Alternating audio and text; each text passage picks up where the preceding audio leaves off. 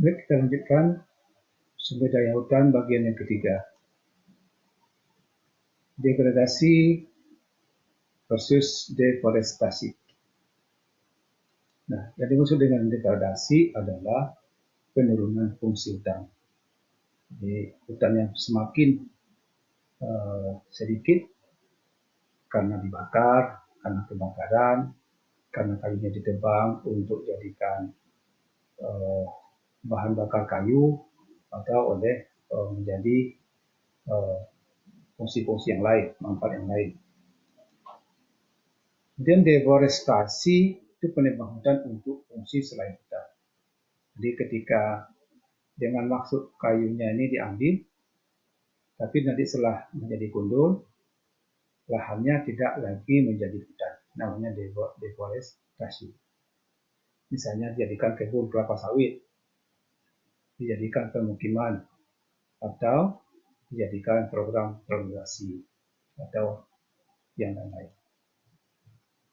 Nah, ya ini kira-kira apakah itu termasuk degradasi hutan atau deforestasi? Ini hutan yang habis terbakar, ya, yang jelas memang degradasi, hutannya makin berkurang. Tapi kalau tidak kembali dijadikan hutan, maka namanya deforestasi juga. Ya. Jadi kalau nanti ini ditanami lagi menjadi hutan kembali, nah ini bukan deforestasi. Ini contoh deforestasi untuk kebun kelapa sawit. Di hutan dibakar, dijadikan kebun kelapa sawit. Ini juga deforestasi untuk tambang batu bara. Ini kalau kita lihat Pulau Sumatera, ya, yang berwarna-warna biru hijau ini adalah hutan yang masih ada, ya. Kalau kita lihat dari tahun 1985, 1990, tahun 2000 ini terjadi penurunan luas hutan di Pulau Sumatera dan terus berlanjut sampai tahun 2016 tinggal 24%. Nah, dari beberapa provinsi di Sumatera yang mengalami deforestasi yang paling besar itu di Riau, ya, beralih fungsi hutan menjadi yang bukan hutan, yang diikuti oleh Sumatera Selatan dan Jambi. Kalau Bengkulu baru sekitar 4%. Ini deforestasi hutan di Pulau Kalimantan, ya. Ini tahun 2000 masih cukup luas, sedangkan di tahun 2017 sudah jauh lebih sedikit. Nah, ini juga gambaran lain dari deforestasi Pulau Kalimantan di tahun 1950.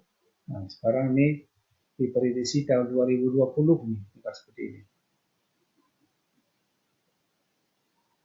Jadi yang banyak tinggal di Kalimantan Selatan udah hampir habis nih hutannya, dan Kalimantan Barat, ya, kemudian Kalimantan Tengah, Kalimantan Utara. Apa solusi deforestasi? Jadi harus menanam hutan kembali solusinya. Jadi hutan-hutan yang sudah gundul harus dihijaukan kembali. Selanjutnya dengan melakukan perlindungan. Jadi hutan-hutan yang ada ini jangan dengan mudah gitu, ya, dirusak lagi. Harus ada perlindungan untuk itu.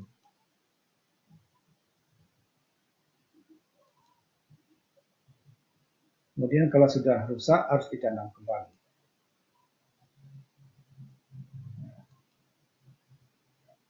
Dan yang paling penting supaya aturan keinginan 1, 2, 3, 4 ini bisa terlaksana, maka perlulah ditegakkan hukum, ya, penegakan hukum. Bagi yang melanggar harus diberi hukum yang setimpal. Selanjutnya pengelolaan hutan lestari. Di hutan lestari ini maksudnya hutannya tetap lestari, tidak rusak, tapi bisa dimanfaatkan secara maksimal, baik untuk aktivitas ekonomi, aktivitas sosial, atau untuk dengan yang lain. Jadi ada 3 aspek di sini, aspek ekonominya, aspek sosial, dan ekologi. Dan ketiga-tiganya harus seimbang. Ya. Ekologinya tetap terjaga, aspek sosial dan ekonominya bisa dimanfaatkan dari hutan tersebut. Nah, aspek sosial, jadi dampak positif dari keberadaan hutan ini harus memiliki dampak aspek sosial yang bagus untuk masyarakat sekitar. Kemudian lingkungan, ya. Jadi fungsi lingkungan hutan itu harus tetap terjaga. Misalnya sebagai sumber air, ya, tempat konservasi, ya, pelindungan habitat, pelindungan fauna, ya, fauna, hewan-hewan liar, gitu ya, harus tetap dijaga. Nah, tetap ekonomi. Nah, jadi walaupun ini harus dijaga, maka nilai-nilai ekonominya silakan dimanfaatkan secara maksimal.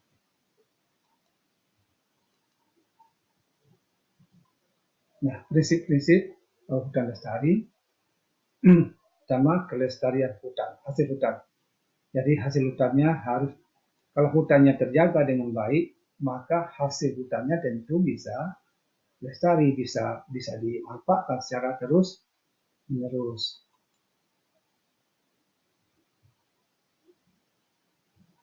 Nah, antara lain apa? Hasil hutannya adalah kayu. Nah, jadi kalau ibaratkan kepada kayu, maka perlu pengaturan. Misalnya tentang sistem silvikulturnya, penentuan lokasi mana yang akan ditebang, ya, cara penembangan yang tepat dan sebagainya. Yang kedua, kelestarian potensi hasil hutan. Misalnya hasil hutan yang berorientasi pada pabrik kayu. Jadi hasilnya nanti diolah, kayunya diolah. Nah, maka ini perlu dilakukan pengelolaan secara maksimal, ya, agar diperoleh hasil hutan yang maksimal, tapi tetap lestari. Jadi kayu-kayu yang ditebang untuk diambil, pohon yang ditebang untuk diambil kayunya harus ditanam segera, ya, tanam dengan kayu-kayu yang cepat tumbuhnya.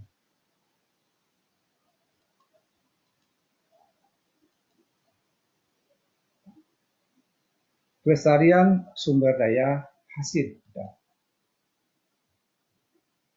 Jadi ini dititikkan kepada hutan sebagai ekosistem yang menghasilkan kayu ataupun non-kayu. Bisa juga untuk pelindungan tata air, menjaga kesuburan tanah, dan tentu saja untuk kelestarian lingkungan. Dan sebagai sumber flora dan fauna.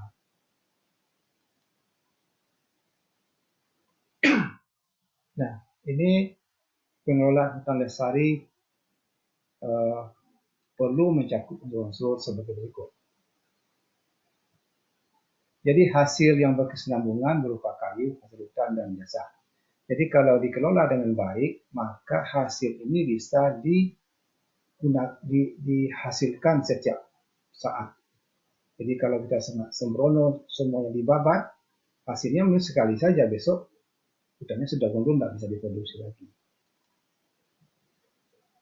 Mempertahankan tingkat biodiversity yang tinggi. Nah, ini perlu dilakukan, ya, terutama untuk kawasan hutan lindung. Jadi jangan sampai ada flora dan fauna yang sampai musnah, gitu. Ketiga, mencegah stabilitas fungsi dan ekosistem hutan dengan menekankan pada pemeliharaan produktivitas tempat tumbuh, site productivity. Jadi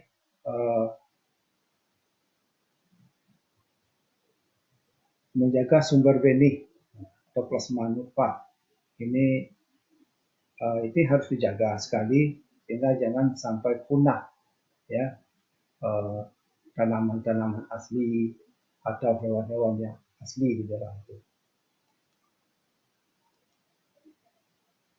Keempat, meningkatkan dampak positif pada areal di sekitar hutan. Nah, jadi maksudnya masyarakat yang ada di sekitar hutan silakan mengambil manfaat dari hutan, tapi jangan sampai merusak kelestarian hutan. Dan meningkatkan partisipasi masyarakat dan menyelesaikan perbedaan yang timbul. Nah, jadi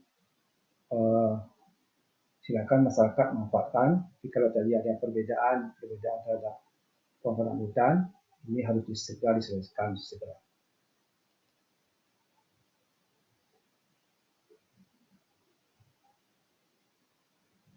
Berikut ini permasalahan kebun kelapa sawit. Jadi info-info yang kita dengar dari media sudah beberapa tahun ini Uni Eropa ya tidak lagi membeli CPO dari Indonesia. Bahkan mereka mempengaruhi negara-negara lain agar bersifat sama seperti mereka. Alasannya karena Indonesia dianggap merusak menanam sawit di daerah-daerah yang merusak lingkungan. Misalnya menanam sawit di hutan lindung dan lain-lain. Jadi sebenarnya yang dikhawatirkan orang Eropa itu ini kita menanam sawit pada hutan produksi konversi, menanam sawit di hutan lindung, menebang pohon yang tingginya lebih 5 meter,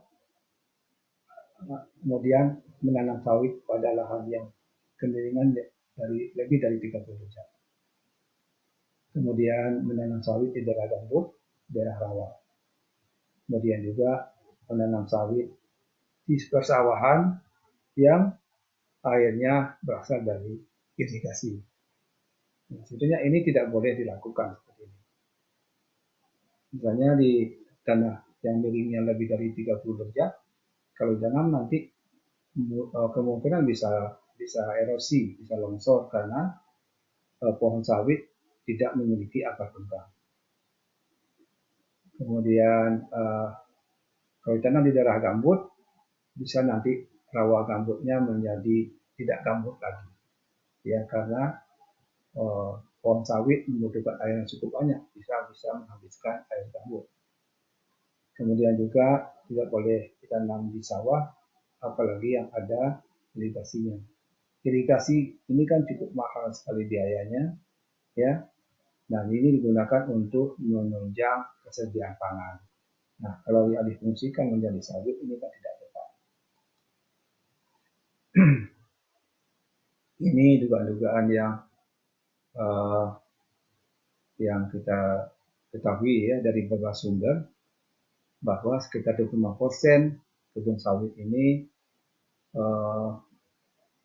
mengungguli hutan seluas 130 hektar. Ya. Kemudian juga setelah gagal dilakukan deforestasi gagal ilegal maksudnya. Jadi pengalih fungsi hutan ini dilakukan secara ilegal. Kemudian pembangunannya tanpa izin, ya. Kemudian juga menanam sawit di tanah gambut dan membuka lahan dengan cara membakar. Ini sering kita lihat ya dari tahun ke tahun, terutama musim kemarau. Terima kasih.